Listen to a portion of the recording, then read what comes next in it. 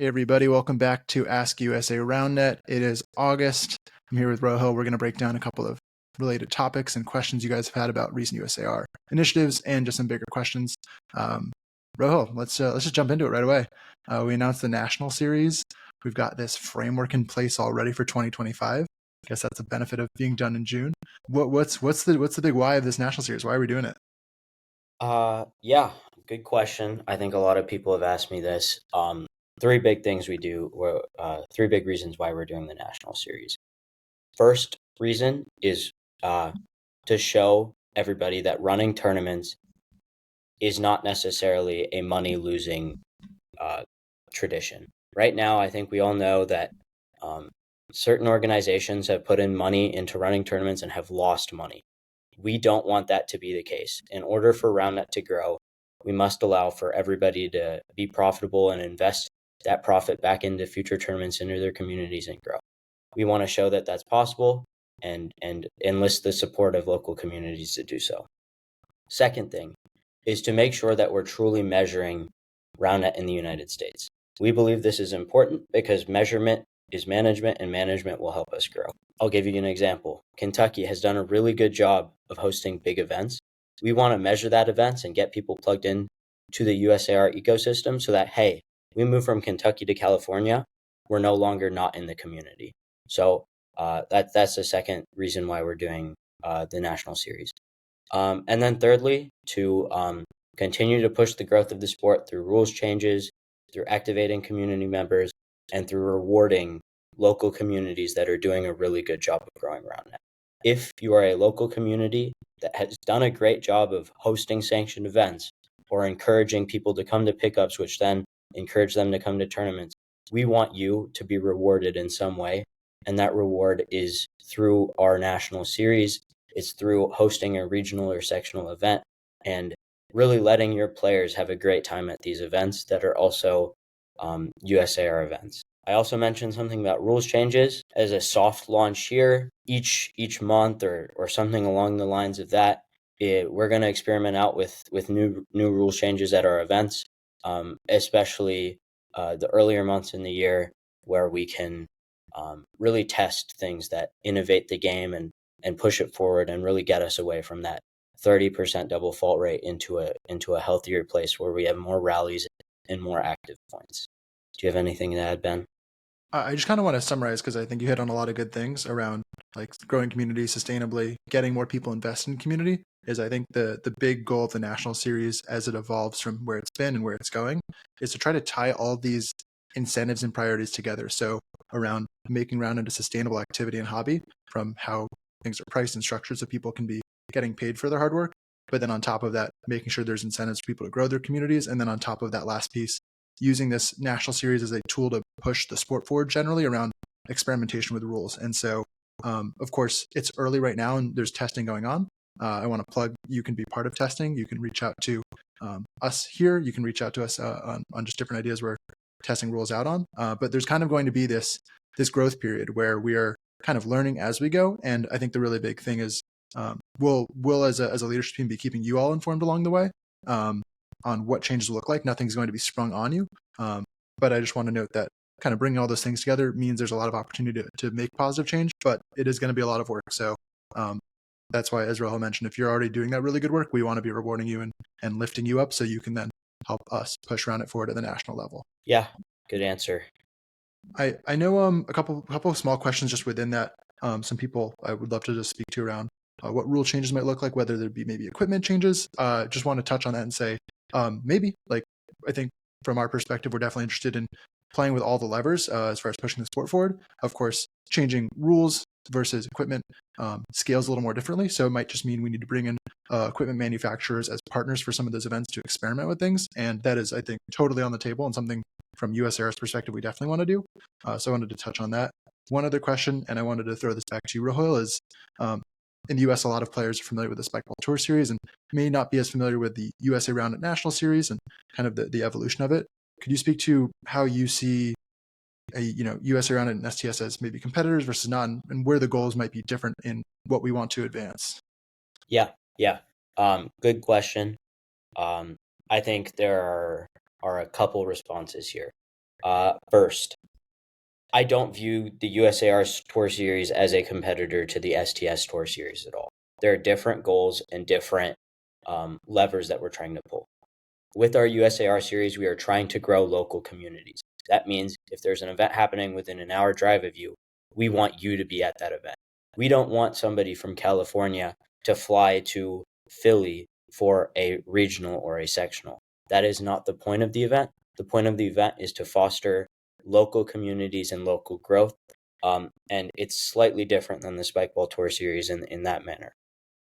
The other reason, the other way that this differentiates itself within the Spikeball Tour Series is kind of through what I hinted earlier. I think Spikeball has done a lot of great things for the sport, and I think USAR has the potential to do so as well. I think there is a risk to Spikeball running the Tour Series if they lose money on the Tour Series.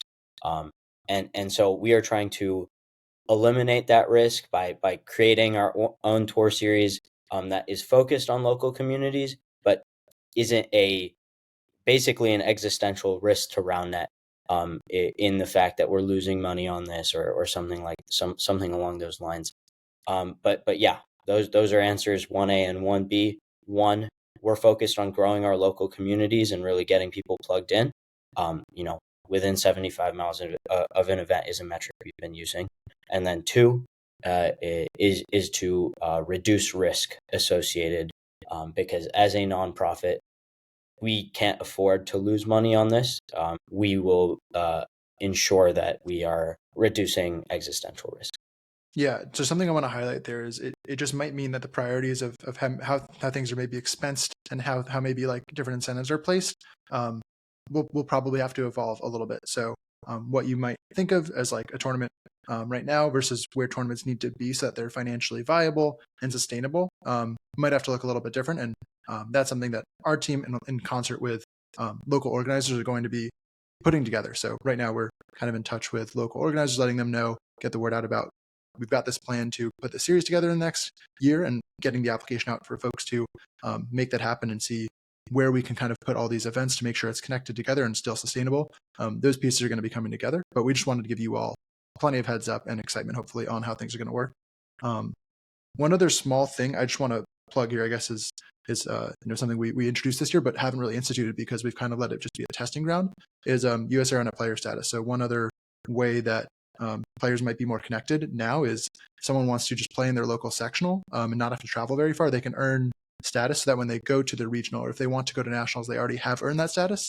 And it's kind of a neat function of how if we have a more distributed national series, not only will there not really be as many incentives, and we don't really want players to be traveling all over the country necessarily. We want people to be focused on building their local community.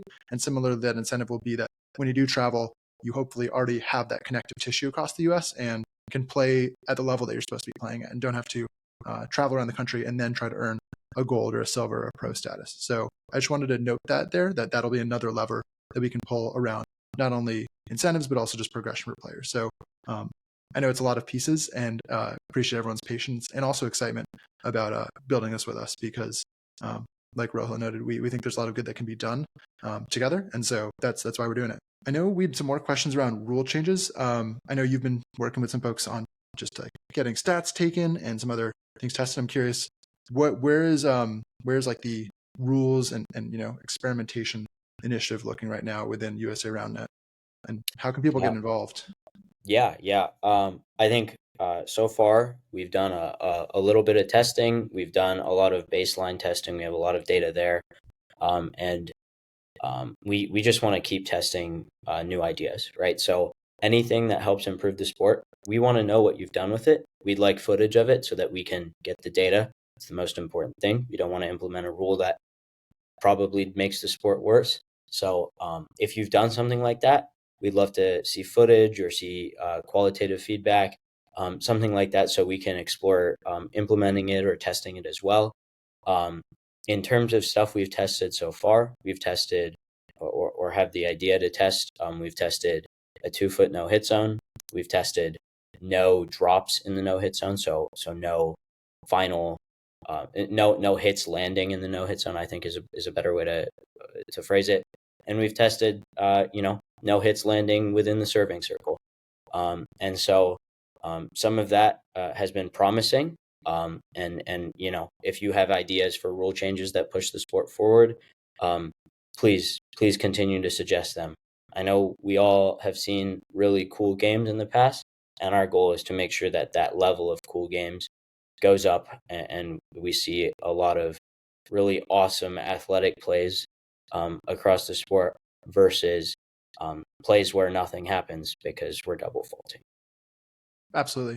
If you're interested in doing testing, I'm going to leave USAR on it. We have a WeTransfer link. You can just submit your footage to us there. The only ask is make sure in the notes section that you detail what you've been testing so we know how to catalog it. But that'll be in the linked in the pinned comment below. And then I know one other question that you wanted to get to here, Rojo, was just, is Roundnet growing? And how are we measuring it? So I would love to hear your 2 cents. I know you did the mid-year report and we looked at members, but that's just one piece of the puzzle. Yeah. The answer is it's complicated, and we're working on measuring it. But irregardless of what the numbers say, I think we'd all agree that we'd love it if it grew faster. The faster the sport grows, the more monetary incentives there are. The more monetary incentives there are, the more people are working on making the sport better, making your tournament experience better, making your local community experience better, and activating states that have had no Roundnet presence at all.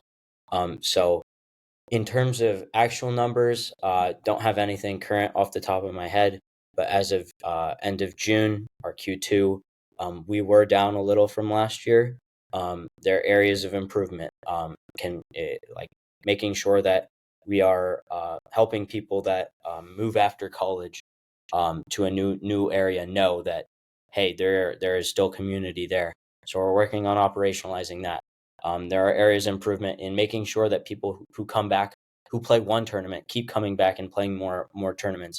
So areas of improvement there. But the number one thing that we like to see for growth is making sure that there are consistent opportunities to play Roundnet in your local communities. That's the way to grow the sport. And with our national series, we hope that we encourage this, and we hope that we get to measure states better that are doing a really great job of this. So if you're doing that, keep up the good work.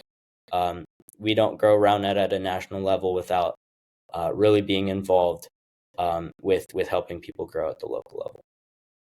Yeah, I want to just plug there too. I know we've got a pilot we're working on for just helping people find Roundnet across the country. So I'll link that one too. It's just called roundnetnearme.com. And if you're not on that list, just let us know that your community is there so we can help broadcast your local community and get people connected. Again, it's half the battle is just making yourself known so we can help send players your way. Yep. Any other questions that you had from today, Rojo? I think I've got our whole list covered. I think we covered anything. As always, if you have any questions, I know there's a form that Ben wants us to fill out, so feel free to do that there, and we'll continue to answer any questions. And as always, if you have any questions in between, happy to chat. Yep, all those links in the description of this video. Thanks, y'all. Have a great day.